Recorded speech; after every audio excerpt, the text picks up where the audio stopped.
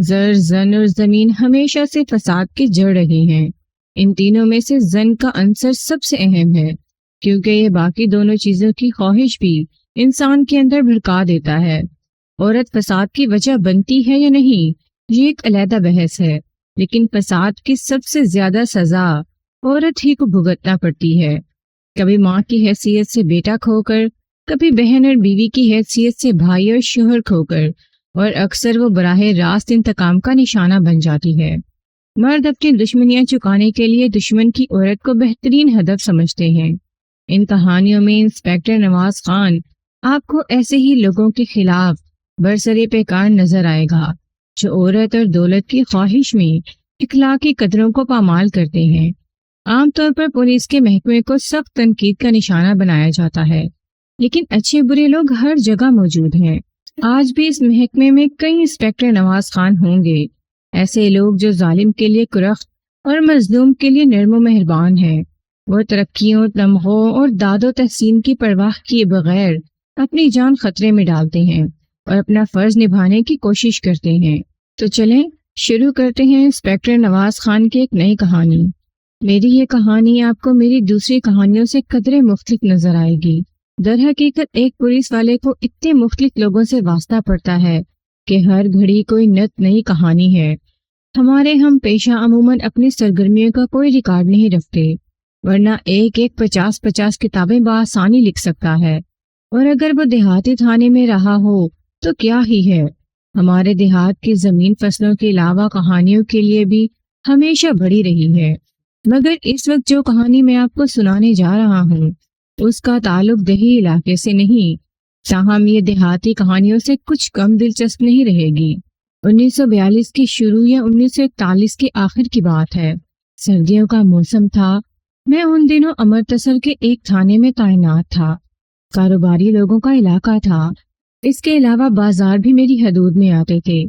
ایسے ہی ایک بازار میں گھڑیوں کی ایک چھوٹی سی دکان تھی۔ اشفاق رضوی نامی پولیس کا ایک مخبر اس مارکیٹ میں موجود تھا۔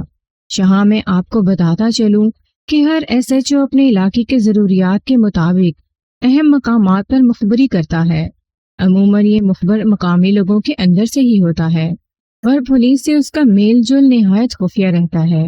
جب کبھی تھانے سے اس کا تعلق ظاہر ہو جائے، وہ پولیس کے کسی کام کا نہیں رہتا۔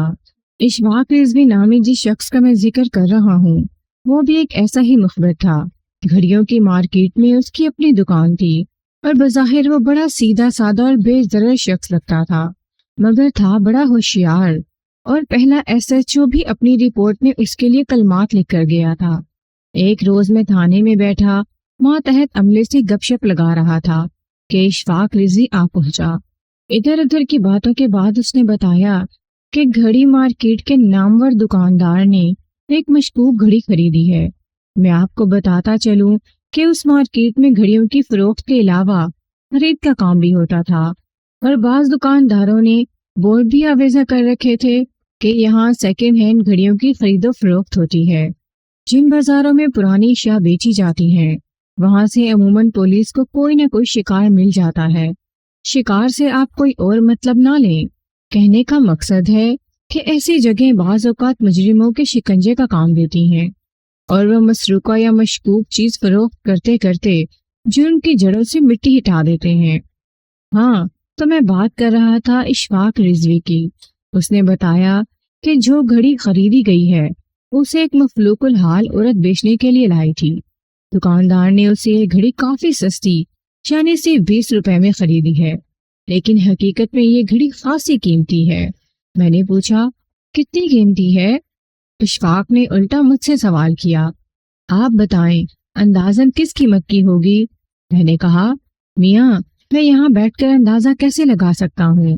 اشفاق نے دبے دبے جوش سے کہا، جناب جہاں تک اس گناہ گار کی آنکھیں کام کرتی ہیں، کچھ نہیں تو اس کی قیمت 5000 ہوگی۔ اشفاق کی بات سن کر میرے ساتھ ساتھ دوسرے بھی اچھل پڑے۔ بلال شاہ قریب ہی بیٹھا تھا، باہر سا منہ کھولے اشفاق کی طرف دیکھتا جا رہا تھا، جیسے بیچارے کی ذہنی حالت پر افسوس اظہار کر رہا ہو۔ اگر اشفاق بے پناہ سنجیدہ نہ ہوتا تو شاید میں بھی اس کی بات کو مذاق سمجھتا، مگر ایسا نہیں تھا۔ وہ پوری سنجیدگی سے ہمیں گھڑی کی قیمت 5,000 بتا رہا تھا۔ آپ ہماری حیرت کا بخوبی اندازہ لگا سکتے ہیں۔ ان دنوں 5,000 ایک غیر معمولی رقم تھی، اور قیمتی سے قیمتی دستی گھڑی بھی 2,500 سے اوپر نہیں جاتی تھی۔ ہاں، اگر کسی انگریز صاحب کے ہاتھ میں اس سے مہنگی گھڑی بندھی ہو تو کہا نہیں جا سکتا۔ اشفاق نے ہماری حیرت سے لطف اندوز ہوتے ہوئے کہا، جناب، میں اپنی آنکھوں سے نہ دیکھ لیتا تو مجھے بھی یقین نہ آتا، اور یہ جو میں نے آپ کو 5,000 قیمت بتائی ہے تو یہ بھی کم ہے۔ میرا خیال ہے اس کی صحیح قیمت 5.5 اور 6 کے درمیان ہے۔ میں نے حیرت پر قابو پاتے ہوئے کہا، یہ بتا کہ تو نے گھڑی دیکھی کیسے؟ وہ اپنی گھنی مونچھوں کو سہلا کر بولا، خان صاحب، جیسا کہ آپ جانتے ہیں میری دکان گو بندر کے بالکل سامنے ہے۔ میں کاؤنٹر کے پیچھے بیٹھ کر آسانی سے اس کی دکان میں جھانک سکتا ہوں۔ جیسا کہ ہم دکانداروں کی عادت ہوتی ہے، اکثر دوسروں کے گاہکوں پر نظر رکھتے ہیں، اور اگر خود بیکار بیٹھے ہوں تو پھر تو ساری توجہ ہی دوسروں کی طرف ہوتی ہے۔ آج دوپہر میں فارغ بیٹھا تھا، اس لیے میلے کپڑوں والی وہ جوان سی عورت گو بندر کی دکان میں داخل ہوئی تو میں نے فوراً اندازہ لگا لیا کہ وہ کچھ بیچنے آئی ہے۔ بات کی ساری خرید و فروخت میرے سامنے ہوئی۔ گھڑی کو دیکھنے پرکھنے کے بعد گو بندر پہلے تو اسے 15 روپے پکڑاتا رہا، پھر عورت کے اصرار پر اس نے گلے سے 5 روپے مزید نکال کر شامل کیے اور اسے تھما دیے۔ عورت چلی گئی تو گو بندر اور اس کے دونوں سیلز مین سر جوڑ کر بیٹھ گئے۔ ان کا انداز دیکھ کر ہی مجھے شک ہو گیا کہ وہ کوئی تیر مارنے میں کامیاب رہے ہیں۔ 5 روپے کا ٹوٹا لینے کے بہانے میں گو بندر کی دکان میں گیا تو گھڑی کو بغور آتشی شیشے میں سے دیکھ رہا تھا۔ وہ تینوں اس معائنے میں اس قدر مگن تھے کہ انہیں میری آمد کا پتہ ہی نہیں چلا، اور جب تک پتہ چلا میں گھڑی کو اچھی طرح پرکھ چکا تھا۔ گو بندر مجھے دیکھ کر پہلے تو گڑبڑایا، پھر گھڑی مجھے دکھاتے ہوئے بولا، دیکھو رضوی، کیسی گھڑی ہے، ایک انگریز ڈپٹی کے ٹھیک ہونے کو آئی ہے۔ میں نے بھی گھڑی کو احتیاط سے دیکھا، وہ سوئٹزرلینڈ کی بنی ہوئی تھی۔ ڈائل کور خالص سونے کا تھا اور ڈائل کے اندر 6 گول ہیرے لگے ہوئے تھے۔ ظاہری طور پر گھڑی کی حالت خراب تھی اور اس کا شیشہ بھی ٹوٹا ہوا تھا، مگر اس کی قیمت سے نہ گوبندر کو انکار تھا اور نہ مجھے۔ بہرحال میں نے گوبندر پر کچھ ظاہر نہیں ہونے دیا اور فرصت پاتے ہی سیدھا آپ کی طرف چلا آیا۔ صورتحال کافی دلچسپ تھی۔ ایک بدحال عورت نہایت قیمتی گھڑی صرف 20 روپے میں بیچ کر چلی جاتی ہے، اور بنیا دکاندار یہ جانتے ہوئے بھی کہ یہ مہنگی گھڑی ہے اور یقیناً اس عورت کی ملکیت نہیں ہے، اس سے خرید لیتا ہے۔ بغور جائزے سے 2 ہی باتیں سمجھ میں آتی تھیں، عورت نے گھڑی چرائی ہے یا اسے کہیں گری پڑی ملی ہے اور وہ منہ اٹھا کر اسے بیچنے چل دی ہے۔ دوسرا امکان زیادہ قوی محسوس ہوتا تھا، کیونکہ چوری کرنے والے اتنے بے خبر نہیں ہوتے کہ مال مسروقہ کی قیمت کا صحیح اندازہ ہی نہ لگا سکیں۔ دوسری گھڑی ٹوٹی ہوئی بھی تھی۔ غالب امکان یہ تھا کہ وہ کسی حادثے کے سبب یا کسی اور وجہ سے پہننے والی کی کلائی سے نکل گئی ہے اور دیر تک گرد و غبار میں پڑی رہی ہے۔ معاملہ خاصا اہم تھا، اس لیے میں نے کسی ماتحت کو بھیجنے کے بجائے خود گوبندر نامی دکاندار کے پاس جانے کا ارادہ کیا۔ سفید پوشی کے کاموں میں بلال شاہ بہت کام آیا کرتا تھا۔ میں نے اسے 2 گھوڑا بوسکی اور ایک زبردست جوڑا سلوا کر دیا ہوا تھا۔ ہاتھوں میں جالی نگینوں والی انگوٹھیاں ڈال کر اور تلے دار کھرسا پہن کر وہ بالکل جاگیردار لگنے لگتا تھا۔ ہاں، یہ اور بات ہے کہ جوں وہ بولتا جاتا تھا اس کا بھید کھلتا جاتا تھا، یعنی روب داب کم ہوتا جاتا تھا۔ اس لیے میں نے اسے ہدایت کر رکھی تھی کہ ایسے موقعوں پر کم سے کم بولا کرے اور زیادہ گھلنے ملنے سے باز رہا کرے۔ اس وقت بھی وہ اپنے شاندار لباس میں تھا۔ میں نے اسے سب کچھ سمجھا دیا تھا کہ اسے گوبندر کی دکان پر جا کر کیا کرنا ہے اور کیا کہنا ہے۔ خود میں بھی سادہ لباس میں تھا، مگر میرا ارادہ تھا کہ میں دکان میں اسی وقت جاؤں گا جب بلال شاہ آ کر مجھے بتائے گا کہ مطلوبہ گھڑی دکان میں موجود ہے۔ مکمل پروگرام یہ تھا کہ میں گوبندر کی دکان سے تھوڑی دور ایک چائے خانے میں بیٹھ جاؤں۔ بلال شاہ گوبندر کے پاس جائے گا اور گاہک بن کر اس سے ایسے سوال کرے گا کہ گوبندر اسے مطلوبہ گھڑی دکھانے پر آمادہ ہو جائے۔ مثلاً بلال شاہ کہہ سکتا تھا کہ مجھے کوئی امپورٹڈ گھڑی چاہیے، سونے کا ڈائل کور ہو، اگر سیکنڈ ہینڈ ہو تو بھی چلے گی، وغیرہ وغیرہ۔ جب گوبندر اسے گھڑی دکھا دے اور بلال شاہ کو یقین ہو جائے کہ یہ وہی گھڑی ہے تو وہ آ کر مجھے بتا دے۔ اس کے بعد گوبندر کے لیے چلاکی دکھانے کی کوئی گنجائش باقی نہیں رہتی تھی۔ حسب پروگرام بلال شاہ مجھے چائے خانے میں چھوڑ کر چلا گیا۔ شام کا وقت تھا، بیٹھے بیٹھے عشاء کی اذان ہونے کو آئی مگر بلال شاہ نہیں لوٹا۔ آخر میں اکتا کر اٹھا اور دل میں بلال شاہ کو سلواتیں سناتا گوبندر کی دکان پر پہنچا۔ یہ دیکھ کر خون کھول گیا کہ بلال شاہ دکان کے عقبی حصے میں شیشے کے چھوٹے سے کیبن میں بیٹھا ٹھاٹ سے کیک، پیسٹریاں اور نمک پارے اڑا رہا تھا۔ ایک دبلا پتلا چلاک سا شخص جو یقیناً گوبندر تھا بڑے احترام سے اس کے پاس بیٹھا تھا۔ بلال شاہ مٹکے جیسا سر ہلا ہلا کر اس کی کسی بات کا جواب دے رہا تھا مگر منہ سے کچھ نہیں بول رہا تھا۔ منہ کو کھانے کے علاوہ اور فرصت بھی کہاں تھی۔ میں اندر داخل ہوا تو بلال شاہ بری طرح چونک پڑا۔ میری قہر آلود نظروں کے جواب میں اس نے منہ والی پیسٹری ثابت نگلی اور دانت نکال کر بولا، آئیے آئیے خان صاحب، یہ گوبندر بڑا بیوہ بچہ ہے، اس کے پاس ایک گھڑی ہے جو ہم خرید سکتے ہیں۔ بلال شاہ کی بات سے ظاہر تھا کہ مطلوبہ گھڑی اس وقت دکان میں موجود ہے۔ میں نے مزید ڈرامہ مناسب نہیں سمجھا، ویسے بھی مجھے بلال شاہ پر سخت غصہ آ رہا تھا۔ میں نے شیشے کے کیبن میں داخل ہوتے ہی بلال شاہ کو دھکے سے پیچھے ہٹایا اور سیدھا گوبندر کے گریبان میں ہاتھ ڈالا۔ اس کی آنکھیں حیرت سے ابل پڑی تھیں اور چہرہ تاریک ہو گیا تھا۔ کیا بات ہے مہاراج؟ اس نے ہندوؤں کے خالص لہجے میں پوچھا۔ میں نے اس کی گدے پر ایک ہاتھ جمایا اور کہا، مہاراج کے بچے، نکال وہ گھڑی کہاں ہے؟ اتنے میں بلال شاہ نے آگے بڑھ کر اس کے کوٹ کے بالائی جیب میں سے گھڑی نکال لی۔ اس وقت گھڑی خوب چمک رہی تھی، لگتا تھا اسے صاف کیا گیا ہے، تاہم شیشہ ابھی تک ٹوٹا ہوا تھا۔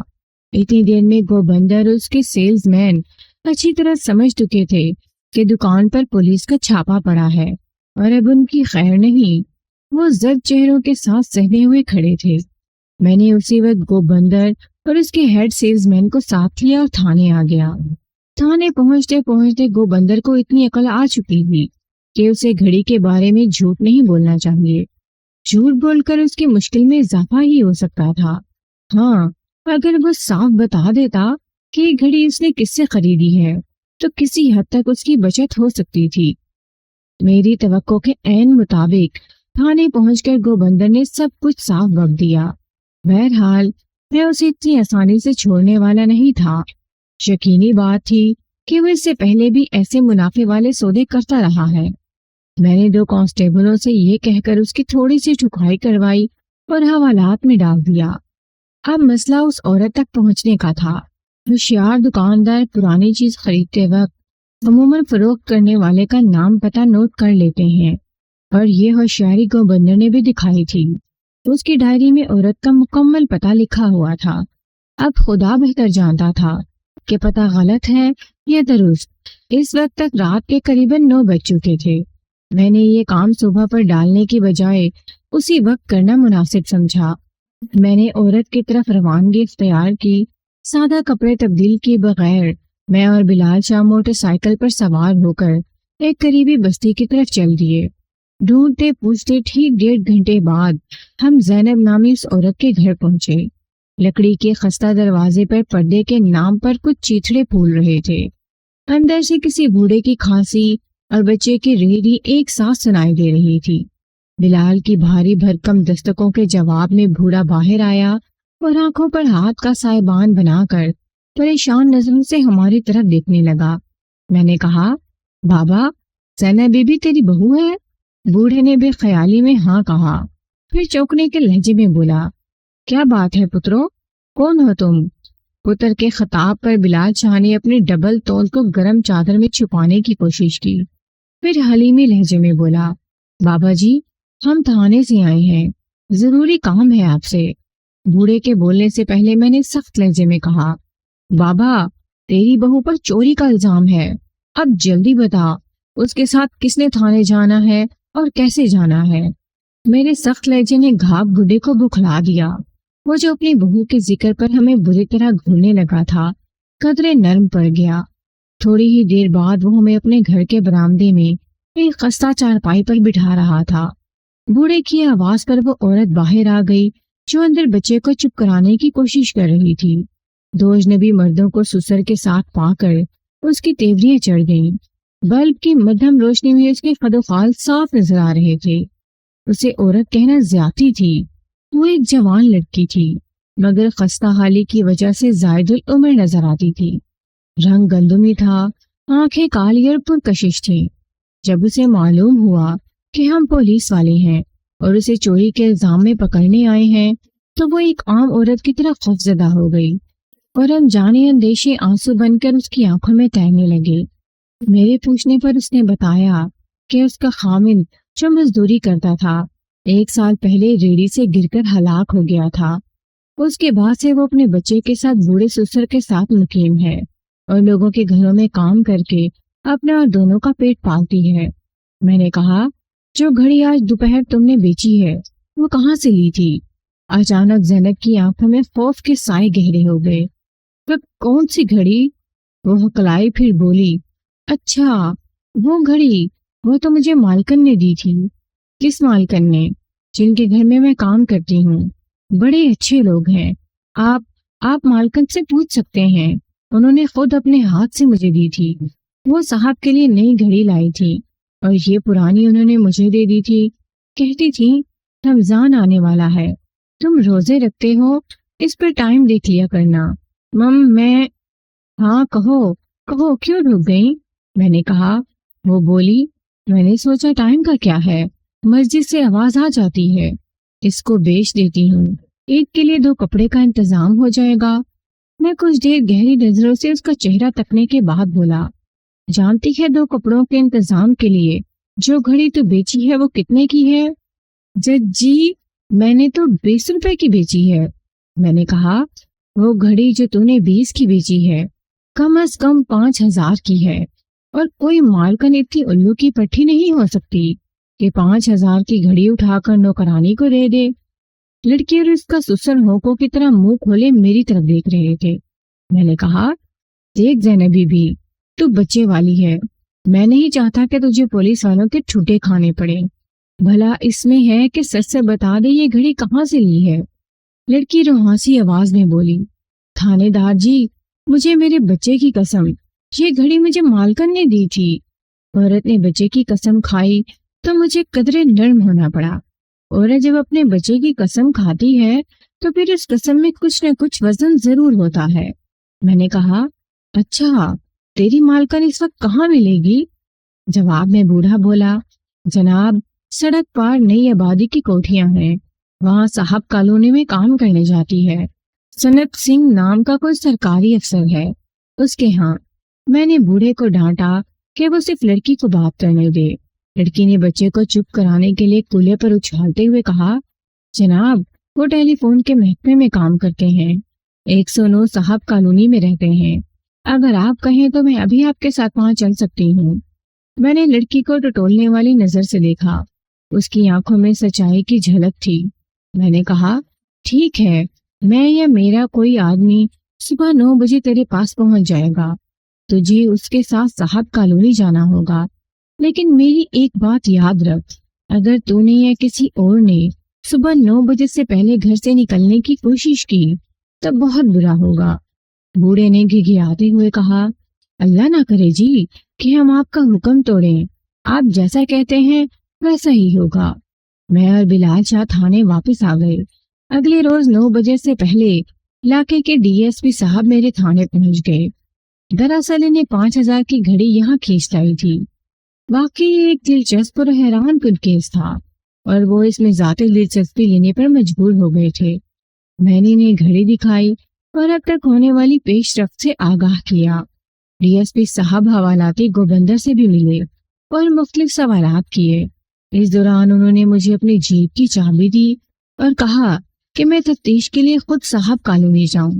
ایک سب انسپیکٹر اور کانسٹیبل کے ساتھ میں زینب کے گھر پہنچا اور اسے ساتھ لے کر صاحب کالونی کا رخ کیا۔ ہم سادہ لباس میں تھے، ہماری جیپ ایک چھوٹے سے خوشنما بنگلے کے سامنے پہنچ کر رکی۔ گیٹ پر ایس ڈی اوسم سنگھ نام کی پلیٹ لگی تھی۔ ملازمہ زینب ہمیں پہلے ہی بتا چکی تھی کہ مالک آج کل شہر سے باہر ہیں۔ گھر میں ان کی بیوی کملا اور ماں کے علاوہ اور کوئی نہیں۔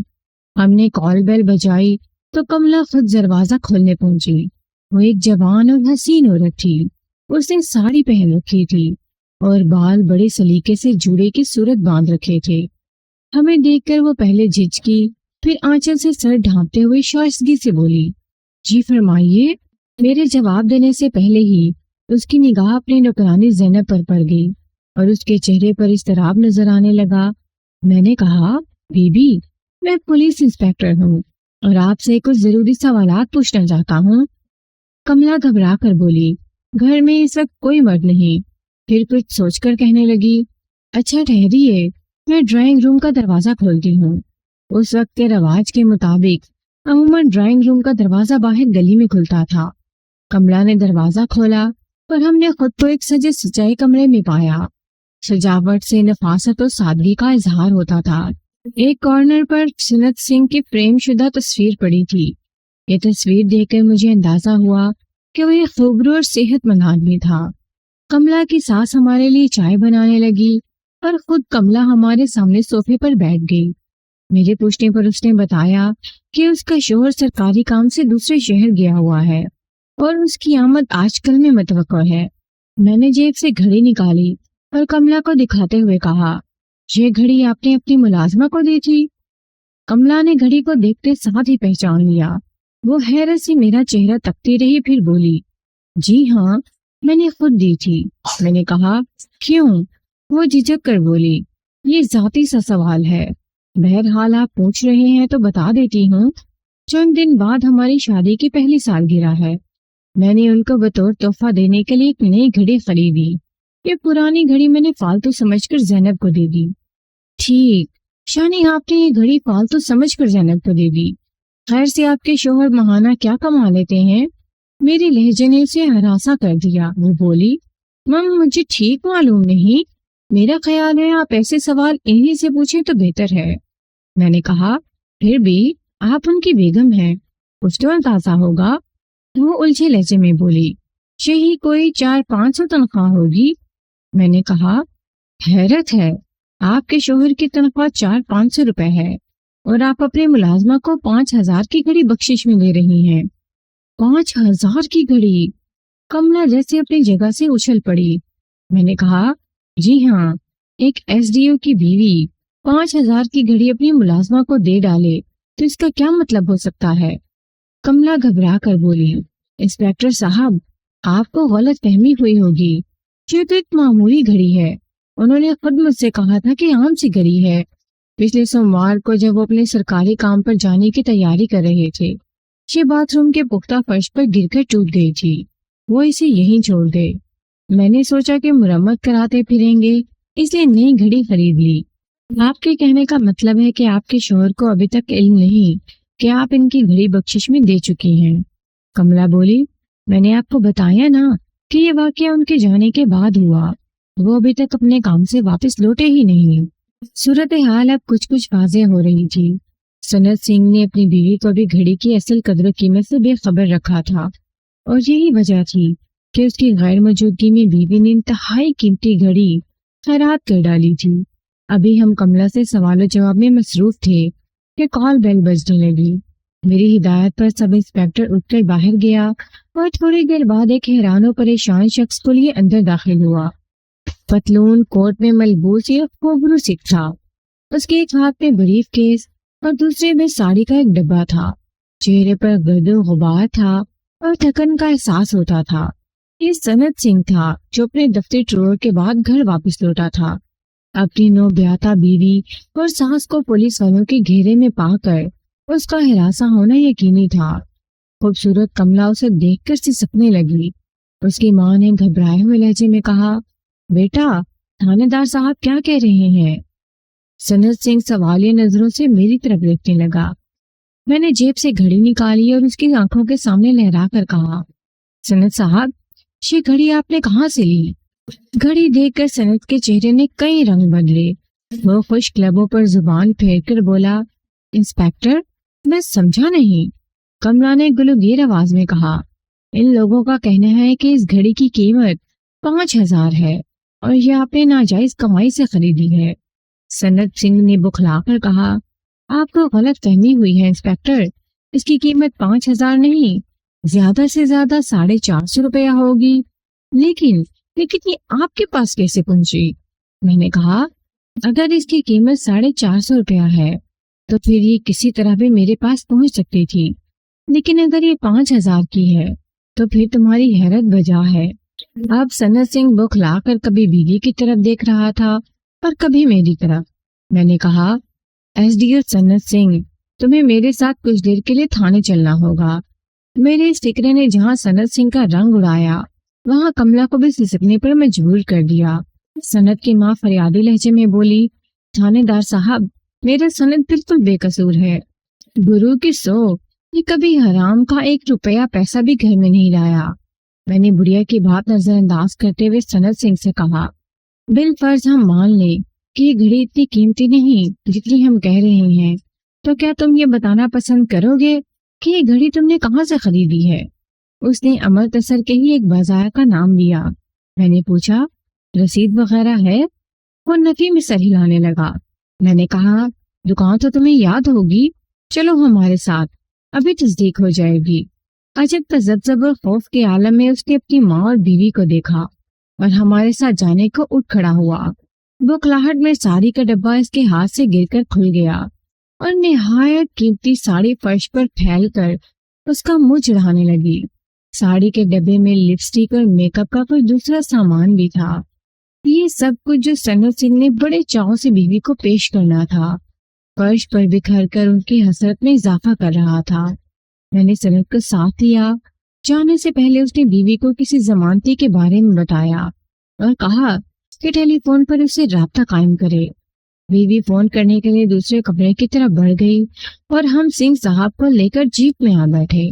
جیپ سنت سنگھ کے بتائے ہوئے بازار کی جانب روانہ ہوئی، مگر ابھی ہم نصف راستے میں تھے کہ سنت سنگھ نے اپنے جھوٹ کا اعتراف کر لیا۔ اس نے کہا کہ گھڑی اس نے خریدی نہیں تھی بلکہ ایک دوست نے تحفے میں دی تھی۔ میں نے کہا، کیا تم جانتے ہو کہ گھڑی کی قیمت وہی ہے جو ہم نے بتائی ہے؟ وہ سر جھکا کر بولا، جی ہاں۔ میں نے کہا، تمہیں اپنے دوست کا پتہ بتانا ہوگا جو اتنا صاحب استطاعت ہے کہ تمہیں 5,000 کی گھڑی گفٹ کر سکے۔ سنت سنگھ کے چہرے پر ایک مرتبہ پھر پریشانیوں نے ڈیرے ڈال لیے۔ کہنے لگا، میرا وہ دوست انگلینڈ جا چکا ہے۔ میں نے کہا، انگلینڈ جا چکا ہے تو اس کے والد وارث تو یہاں ہوں گے، ہمیں ان سے ملواؤ، ابھی 1 گھنٹے کے اندر اندر سب پتہ چل جائے گا۔ تھانے میں پہنچ کر سنت سنگھ نے ہمیں شوبھا سنگھ نامی ایک ادویات فروش کا پتہ بتایا۔ میں نے اپنے سب انسپیکٹر کو 2 ماتحتوں کے ساتھ بھیجا۔ کوئی 2 گھنٹے بعد وہ چوڑے ماتھے والے ایک فربا اندام شخص کو تھانے لے آئے۔ یہ شوبھا سنگھ کا باپ تھا۔ میں نے اس سے کہا، تمہارے لڑکے کے دوست سنت سنگھ سے ایک گھڑی برآمد ہوئی ہے اور وہ کہتا ہے کہ یہ گھڑی اسے تمہارے لڑکے نے دی تھی۔ شوبھا سنگھ کے باپ نے ہنستے ہوئے کہا، تھانے دار صاحب کیوں مذاق کرتے ہیں؟ اس نے کٹھو کی اتنی پسلی کہاں کہ 5,000 کی گھڑیاں دوستوں کو دے سکتا؟ وہ تو دکان کا کرایہ بھی مجھ سے لے کر دیا کرتا تھا۔ اگر اتنا ہی خوشحال ہوتا تو بحری جہاز کا چوڑا بن کر کالے پانی میں نہ جاتا۔ میں نے کہا، کیا مطلب وہ انگلینڈ میں نہیں ہے؟ وہ بولا، کہاں جی، کہاں کا انگلینڈ؟ وہ تو ایک بحری جہاز پر صفائی کا کام کرتا ہے۔ ابھی پرسوں خط آیا تھا، بڑے تنگی کے دن گزار رہا ہے۔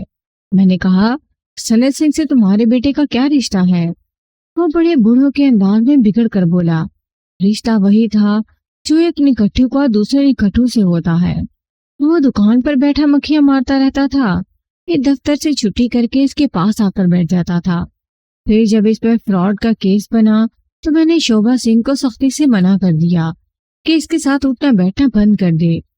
کس پر فراڈ کا کیس بنا تھا؟ میں نے حیرانی سے پوچھا۔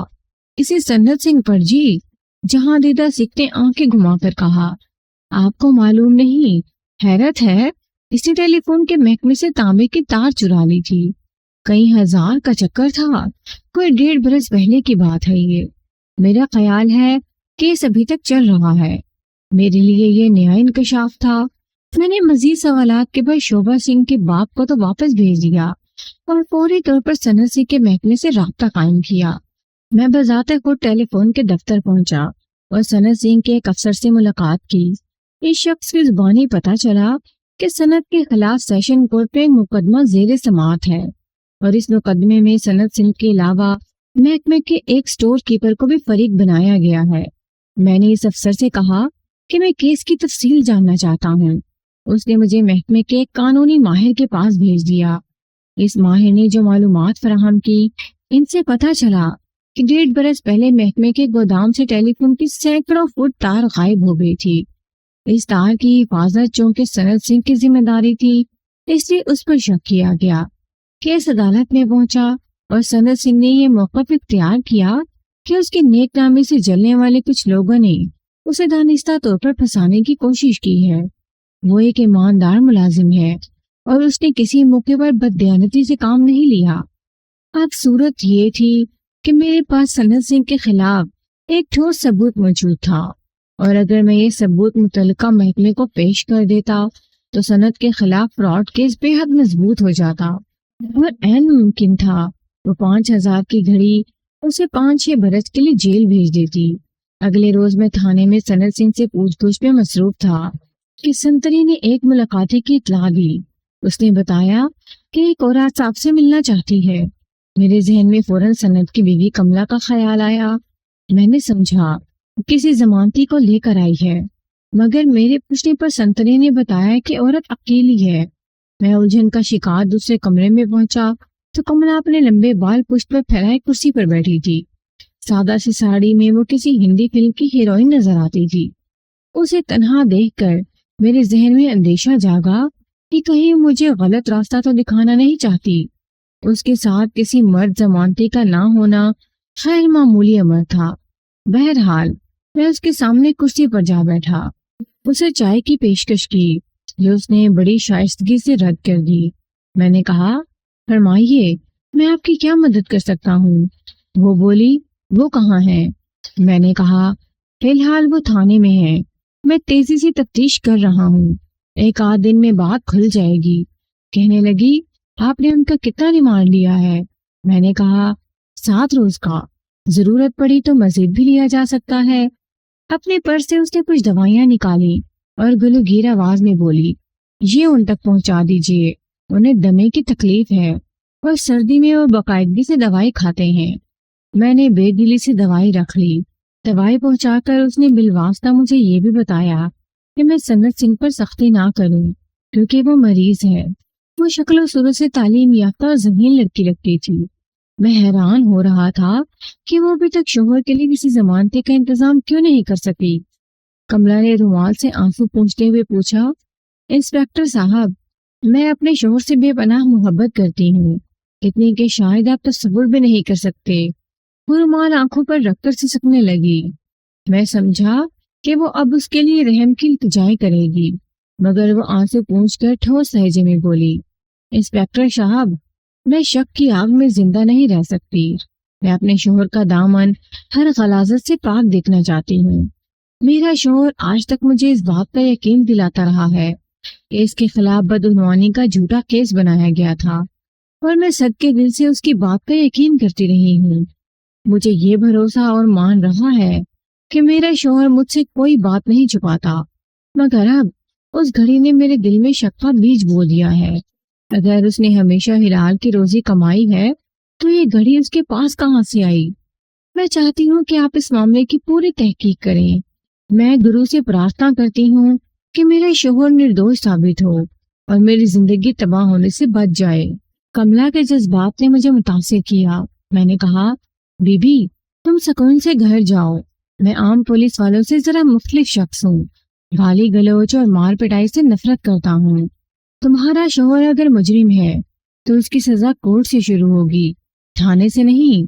وہ مجھے احسان مندی کی نظروں سے دیکھتی ہوئی واپس چلی گئی۔ اس دوران میرے بلاوے پر اس تھانے کا انسپیکٹر بھی پہنچ گیا جہاں 1.5 سال پہلے سند سنگھ کے خلاف چوری کا پرچہ درج ہوا تھا۔ ہم دونوں نے حوالات میں سند سنگھ سے پوچھ گچھ شروع کی۔ 5-6 دن میں حالات کیا سے کیا ہو گئے۔ سند سنگھ کو اس تھانے میں منتقل کیا جہاں اس کے خلاف چوری کا پرچہ کٹا تھا۔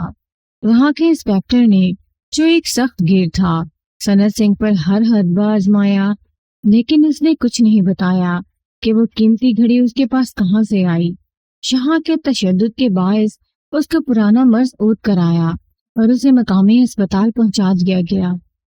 5,000 کی رقم کچھ معمولی نہیں تھی اور اب صاف محسوس ہو رہا تھا کہ سند سنگھ چوری کی سزا پائے گا۔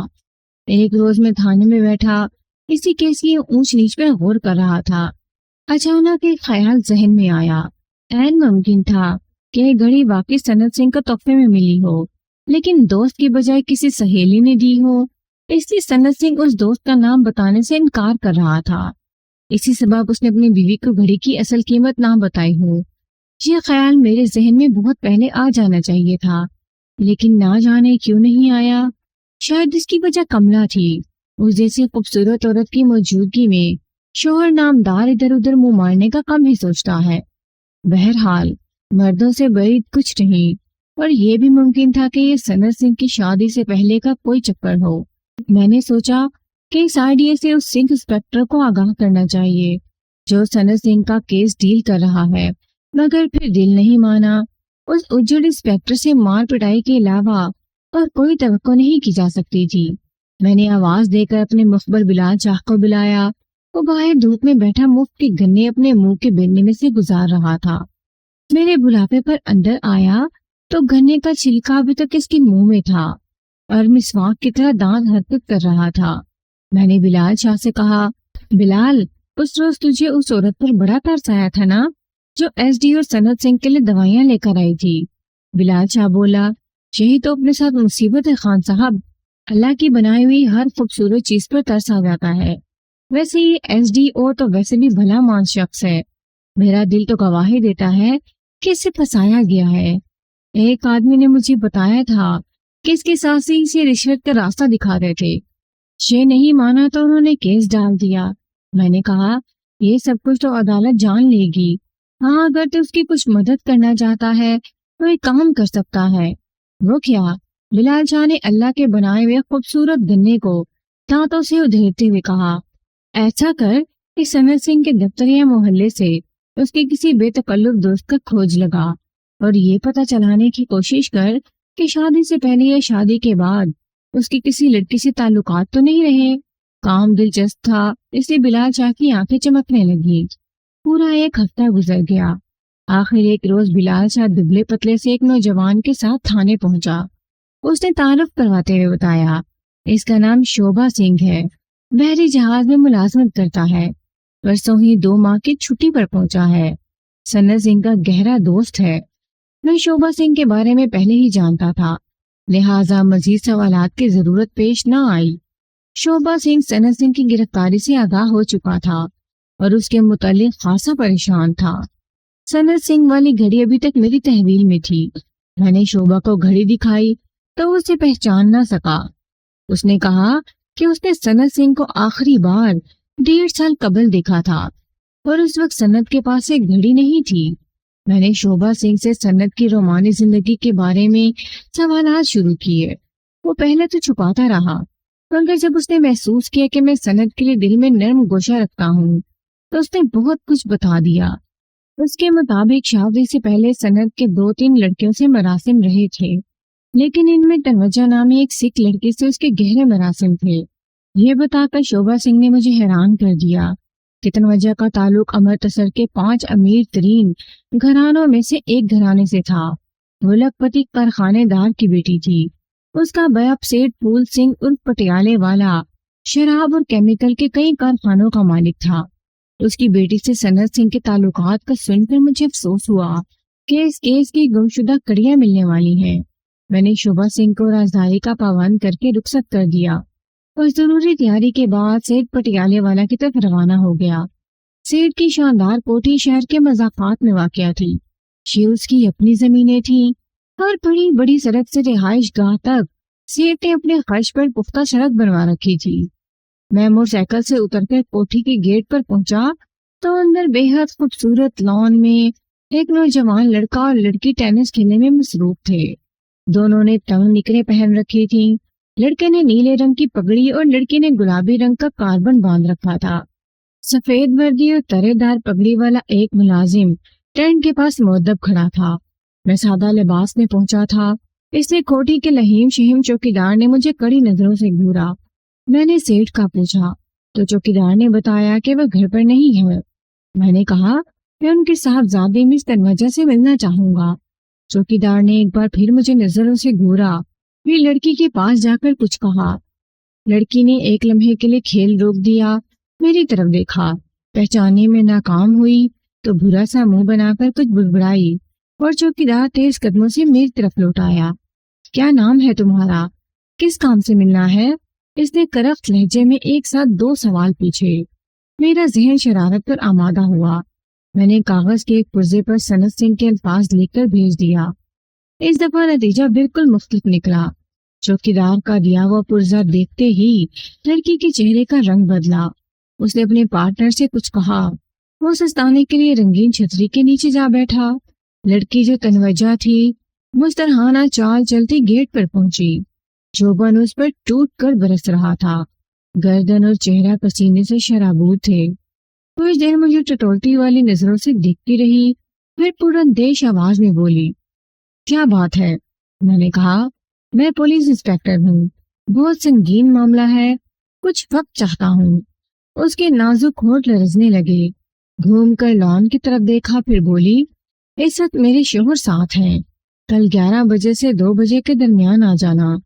میں چوکیدار سے کہہ دوں گی، وہ تمہیں روکے گا نہیں۔ میں شکریہ ادا کر کے واپس موٹر سائیکل کی طرف لوٹ آیا۔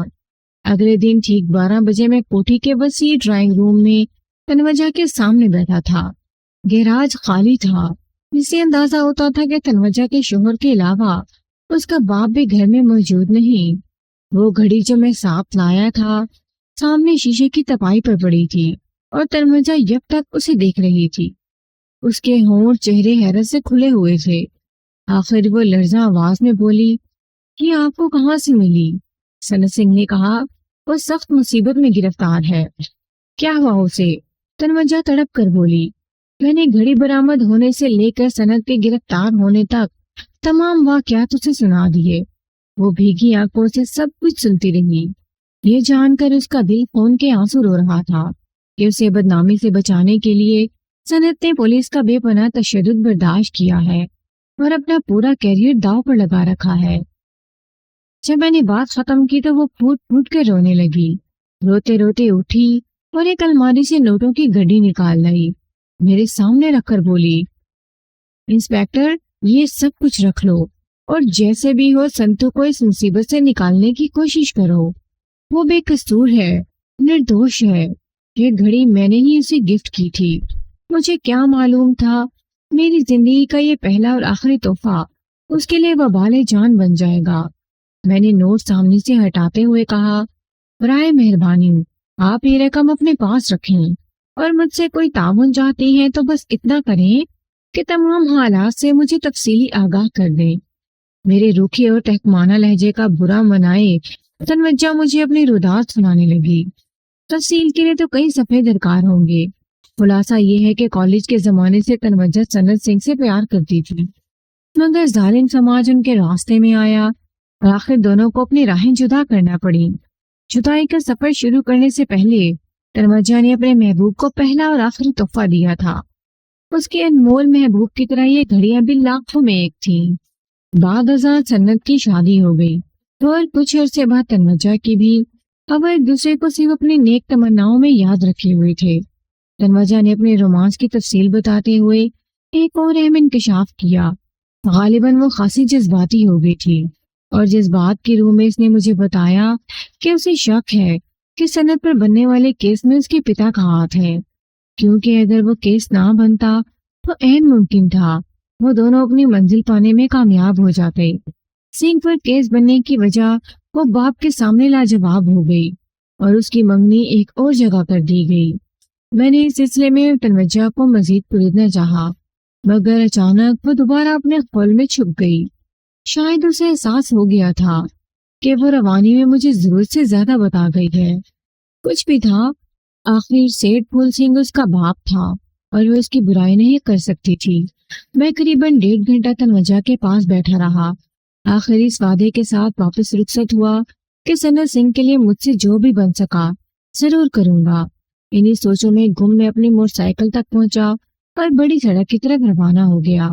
گھڑی کا معاملہ تو تقریباً حل ہو گیا تھا، مگر سنت سنگھ کو سزا سے بچانے کے لیے اور باعزت بری کرانے کے لیے ضروری تھا کہ محکمہ ٹیلی فونوں کے اصل چوک کا سراغ لگایا جائے اور ثابت کیا جاتا کہ سنت بے گناہ ہے۔ مگر یہ کھپائی کا کام تھا، اور چونکہ کیس میرے تھانے سے ٹرانسفر ہو چکا تھا، اس لیے میں درد سر موڑ نہیں لینا چاہتا تھا۔ میں زیادہ سے زیادہ یہ کر سکتا تھا کہ متعلقہ انسپکٹر کو اپنی حاصل کردہ معلومات سے آگاہ کر دوں، اسے بتا دوں کہ یہ گھڑی دراصل سنت سنگھ کے پاس کیسے پہنچی تھی، اور یہ اشارہ بھی دے دوں کہ سنت کی محبوبہ یعنی تنوجہ کے باپ کا اس معاملے میں ہاتھ ہو سکتا ہے، اور اگر رازداری سے سیٹھ پھول سنگھ کے بارے میں معلومات حاصل کی جائیں تو معلوم ہے اس بتھی کا سرا ہاتھ لگ جائے گا۔ میں یہ طول طویل پروگرام بنا رہا تھا اور قدرت کا کچھ اور منظور تھا۔ اس گتھی کا سرا چند ہی لمحوں میں خود بخود میرے ہاتھ آنے والا تھا۔ میں اپنے خیالوں میں گن بڑی سڑک پر پہنچا تو ایک اسکوٹر سوار سیٹھ پھول اور پٹیالہ والا کے گھر کی طرف مڑتا نظر آیا، کیونکہ یہ ذیلی سڑک صرف سیٹھ کی رہائش گاہ تک جاتی تھی، لہٰذا شک کی کوئی گنجائش نہیں تھی کہ یہ شخص سیٹھ کے پاس جا رہا ہے۔ جس چیز نے مجھے چونکا دیا وہ اسکوٹر سوار کی جانی پہچانی صورت تھی۔ میں نے اسکوٹر سوار کی صرف ایک جھلک دیکھی تھی، مگر میری نگاہ دھوکہ نہیں کھا سکتی تھی۔ وہ ایس ڈی او سنت سنگھ کا سابق اسسٹنٹ راجیو کمار تھا۔ میں نے صرف 2 روز پیشتر اسے عدالت میں دیکھا تھا۔ سنت سنگھ کیس کے سلسلے میں وہ استغاثہ کا گواہ تھا۔ وکیل صفائی نے اس پر کڑی جرح کی تھی، مگر وہ اپنے موقع پر ڈٹا رہا تھا کہ وہ کنویں کے روز سنت سنگھ نے اسے زبردستی غیر سرکاری اور غیر ضروری کام پر بھیج دیا تھا اور بعد ازاں اسٹور کیپر کے ساتھ مل کر تار غائب کر دی تھی۔ ایک لحاظ سے یہی شخص استغاثے کا سب سے مضبوط گواہ تھا، اور اس وقت میں اس مضبوط گواہ کو سیٹھ پھول سنگھ کے آستانے کی جانب دیکھ رہا تھا۔ تنوجہ کے الفاظ میرے کانوں میں گونجنے لگے۔ ممکن ہے سنتو پر بننے والے کیس میں پتا کا ہاتھ ہو۔ یہ الفاظ مشیت ازدی کی طرف خود بخود اس کی زبان سے نکل گئے تھے، اور عجیب اتفاق تھا کہ تھوڑی ہی دیر بعد میں نے ان الفاظ کی صورت اپنی دونوں آنکھوں سے دیکھ رہا تھا۔ راجیو کمار کو دیکھنے اور پہچاننے کے ساتھ ہی میری موٹر سائیکل کے بریک چرچرائے اور میں رک گیا۔ اس اضطراری حرکت نے راجیو کو بھی چوکنا کر دیا۔ اس نے مجھے گھور کر دیکھا اور پہچان گیا۔ اس کے ساتھ ہی اس نے اسکوٹر کی رفتار تیز کر دی۔ میں نے موٹر سائیکل موڑی اور اس کے پیچھے ڈال دی۔ جو ہی اسے تعاقب کا احساس ہوا وہ بوکھلا گیا۔ اسے اسکوٹر کو سڑک سے اتار کر ایک پگڈنڈی پر دوڑا دیا۔ شاید مجھے چکما دے کر پھر بڑی سڑک پر پہنچ جانا چاہتا تھا، مگر میں اسے موقع دینے کا کوئی ارادہ نہیں رکھتا تھا۔ حتی امکان رفتار سے بھی میں موٹر سائیکل کچے میں دوڑانے لگا۔ گرد و غبار کے بگوڑوں میں ایک زبردست دوڑ کے بعد آخر میں نے اسے جا لیا۔ اس کا اسکوٹر پانی کے کھال میں پھنس گیا تھا۔ میں نے موٹر سائیکل سے اتر کر دبوچ لیا اور زبردست ٹھکائی شروع کر دی۔ دور کے کھیتوں سے 2-3 کسان بھی بھاگ بھاگ کر پہنچ گئے۔ میں نے بطور انسپکٹر اپنا تعارف کروایا اور انہیں کہا کہ وہ کسی تانگے ریڑے کا انتظام کریں تاکہ اس کمبخت کو تھانے پہنچایا جائے۔ تھانے پہنچ کر تھوڑی سی چترول کے بعد نازک مزاج راجیو نے سب کچھ بک دیا۔ اس نے بتایا کہ تار اس نے پگھلا کر وہ 6,000 میں بیچی تھی۔ اسٹور کیپر اس چکر میں شامل نہیں تھا، بلکہ اس نے ایک ڈپلیکیٹ یعنی متبادل چابی سے کام چلایا تھا، اور یہ سب کچھ اس نے سیٹھ پٹیالہ والے کی ہدایت پر کیا تھا تاکہ سنت سنگھ کو اس کیس میں پھنسایا جا سکے۔ تانبے کی قیمت کے علاوہ سیٹھ نے اسے 2,000 روپیہ نقد بھی دیا تھا اور یہ ضمانت دی تھی کہ وہ اس سلسلے میں تمام قانونی اخراجات پورے کرے گا۔ اب چونکہ سنت سنگھ کے پاس سے قیمتی گھڑی برآمد ہونے کے بعد کیس میں نئی جان پڑ گئی تھی، اس لیے وہ سیٹھ کے پاس جا رہا تھا تاکہ اسے صورتحال سے آگاہ کرے۔ سنت سنگھ کے لالچی ماتحت کے اقبالی بیان کے بعد اب سنت سنگھ کے بے گناہ ہونے میں کوئی شک نہیں رہ گیا تھا۔ میں نے یہ تمام معلومات بما اقبالی جرم کے متعلقہ تھانے دار کے حوالے کر دی اور اسے کہا کہ اب راجیو کو بچنا نہیں چاہیے۔ میں نے ایک دوسری ہدایت اسے یہ بھی کی کہ اس پورے معاملے سے گھڑی کا ذکر بالکل گول ہو جانا چاہیے، کیونکہ اسے دو نو بیاتا جوڑوں کی زندگیاں متاثر ہونے کا خدشہ ہے۔ میں نے کہا، اگر یہ ثابت ہو جائے کہ سنت سنگھ بے گناہ ہے تو کیا آپ پھر بھی نہیں رکیں گے؟ اس کی نمناک آنکھوں میں امید کی ہلکی سی کرن نظر آئی۔ سکھ انسپیکٹر، اس کا نام اب مجھے یاد نہیں، بہت خوش تھا کیونکہ اسے سب کچھ کیا کرایا مل گیا تھا اور سینہ پھلا کر کہہ سکتا تھا، میں میٹرک فیل سیکھوں تو کیا ہوا، دیکھو میں نے کتنا پیچیدہ کیس حل کیا ہے۔ جس روز میں نے ایک بالی مجرم کو سکھ انسپیکٹر کے حوالے کیا اسی روز میں صاحب کالونی میں سند کی بیوی کے پاس گیا۔ بنگلہ نما چھوٹی سی کوٹھی میں ویرانی اور تاریکی کا راج تھا۔ میں نے کال بیل دی تو کملا کے ساتھ ستے ہوئے چہرے کے ساتھ برآمد ہوئی۔ میں نے کہا، میں سنت سنگھ کی بیوی سے ملنا چاہتا ہوں۔ کملا کی سانس بگڑ کر بولی، تھانے دار، پچھلی دفعہ آئے تھے تو میرے بیٹے کی خوشیاں برباد کر گئے، آپ کیا چھیننے آئے ہو؟ میں نے کہا، ماں جی آپ چھیننے نہیں کچھ دینے آیا ہوں۔ وہ حیرت سے میری طرف دیکھنے لگی، جیسے یقین نہ آ رہا ہو کہ پولیس والے بھی کچھ دے سکتے ہیں۔ میں بڑھیا کو حوصلہ تسلی دے کر اندر داخل ہوا تو کمروں میں گہری ویرانی تھی۔ ملازمہ ایک ستون سے ٹیک لگائے بیٹھی رو رہی تھی۔ میں نے پوچھا، سند کی بیوی کہاں ہے؟ ملازمہ زینب نے ایک کمرے کی طرف اشارہ کرتے ہوئے کہا، دوپہر سے اندر بند ہیں اور رو رہی ہیں، آج ان کی شادی کی سالگرہ تھی۔ کیا کیا سوچا تھا بی بی جی نے، شیک کریں گے، وہ کریں گے، کوٹھی سجائیں گے، مہمان بلائیں گے، مگر ہوا کیا؟ میں نے کہا، کیا میں ان سے مل سکتا ہوں؟ ملازمہ زینب اٹھی اور ڈرے ڈرے انداز میں بند دروازے پر دستک دینے لگی۔ تیسری چوتھی دستک میں دروازہ کھلا اور خوبصورت کملا کملائی ہوئی سی باہر نکلی۔ اس کے ہاتھ میں ایک بڑا اٹیچی کیس تھا، ایک دوسرا اٹیچی کیس سامنے فرش پر پڑا تھا۔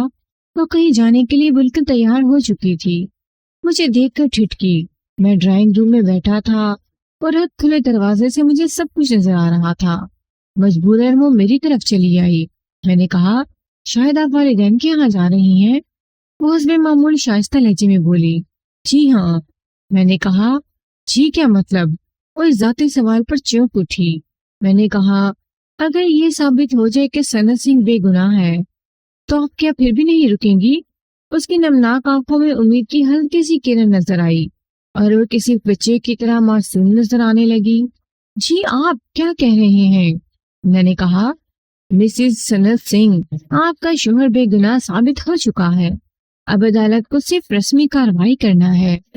وہ حیرت سے میری طرف دیکھتی رہی، پھر جیسے اٹیچی کیس کا بوجھ اسے شدت سے محسوس ہونے لگا، اس نے غیر ارادی طور پر اسے جھک کر فرش پر رکھ دیا۔ کیا آپ پورے یقین سے کہہ رہے ہیں؟ وہ خوشی سے لرزاں آواز میں بولی۔ میں نے کہا، پورے یقین سے، آپ کو شادی کی سالگرہ پر میں نے یہ اطلاع تحفے میں دی ہے۔ آپ یہ اٹیچی کیس کھولیں، سامان رکھیے، گھر کی بتیاں جلائیے اور چہروں پر رونق لے آئیے۔ مجھے یقین ہے اس پیشی پر سنت سنگھ بری ہو جائے گا۔ کملا مجھ سے تفصیلات پوچھنے لگی۔ میں نے چیدہ چیدہ باتیں بتانے لگا۔ گھر میں خوشی کی غیر مرئی لہر دوڑنے لگی تھی۔ کملا کے ساتھ ساتھ اس کی ساس اور ملازمہ زینب کے چہرے بھی کھلے ہوئے تھے۔ میں نے جاتے جاتے کملا سے کہا، مسز سنت سنگھ، اس خوشی میں اپنی ملازمہ کو بھی شریک رکھیے۔ یہ بیچاری 5,000 کی گھڑی 20 روپے میں فروخت کر کے پچھتا رہی ہوگی۔ اسے کم از کم عید کے لیے 2-3 جوڑے کپڑوں کے ضرور بنوا لیجیے۔ کملا نے چونک کر پوچھا، ہاں، اس گھڑی کا کیا پتا چلا؟ میں نے کہا، وہی جو آپ کے شوہر نے کہا تھا، سنت سنگھ کو وہ گھڑی اس کے دوست شوبھا سنگھ نے ہی دی تھی۔